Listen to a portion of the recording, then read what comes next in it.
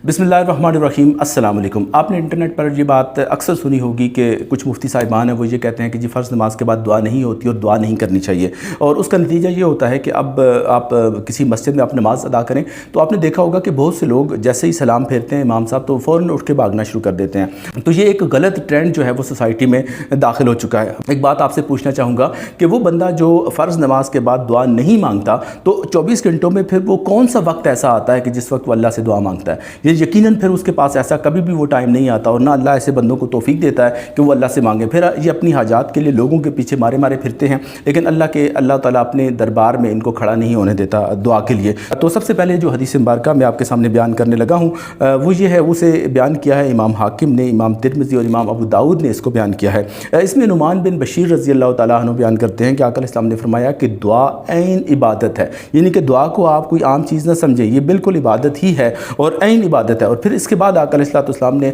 सूरह गाफिर की आयत नंबर 60 तिलावत फरमाई। वो आयत इस तरह से है, वकाला रब्बुकुम उदऊनी अस्तजिब लकुम। इसमें इसका तर्जुमा यह है कि और तुम्हारे रब ने फरमाया है कि मुझसे दुआ मांगो, मैं तुम्हारी दुआ ज़रूर कबूल करूँगा। और फिर आगे फरमाया कि बेशक जो लोग मेरी बंदगी, यानी कि दुआ क्या मजमून चल रहा है ना, तो मेरी बंदगी से मुराद यहाँ पर दुआ होगा। तो बेशक जो लोग मेरी बंदगी से सरकशी करते हैं, यानी कि दुआओं से सरकशी करते हैं, दुआएं नहीं मांगते, तो अल्लाह फरमाता है कि वन करीब दोज़ख में ज़लील होकर दाखिल हो जाएंगे, यानी कि वो उनको ज़िल्लत उनका मुकद्दर बनेगी और फिर उसके बाद वो जहन्नम में दाखिल कर दिए जाएंगे। तो वो लोग जो सरकशी करते हैं, दुआ ना मांगना, ये अल्लाह की नज़र में सरकशी है, तो अल्लाह ताला ऐसे लोगों को पसंद नहीं करता। और इसी बात की तायीद में जो अबू हुरैरा रज़ी अल्लाह ताला अन्हु की एक बड़ी मशहूर रिवायत है, इसको इमाम हाकिम ने, इमाम अबू याला ने, इमाम बुखारी ने अपनी अदब अल मुफ़रद में और इमाम तिरमिज़ी ने भी इसको बयान किया है कि जिसमें अबू हुरैरा बयान करते हैं कि आका अलैहि सलाम ने फरमाया कि जो शख्स अल्लाह से दुआ नहीं मांगता अल्लाह उस पर गज़बनाक होता है, यानी कि जो अल्लाह का गज़ब होता है वो दरअसल फिर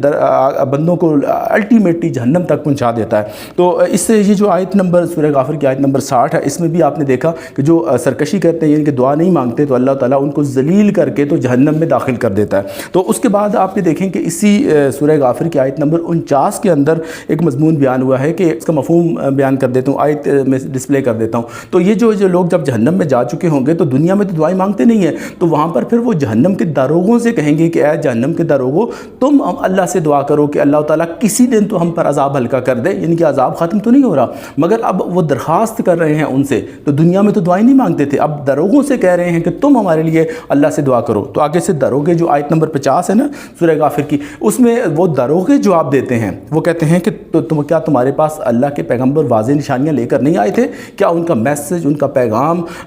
तुम तक नहीं पहुँचा था? क्या ये आयत तुम तक नहीं पहुँची थी कि तुम अल्लाह से दुआ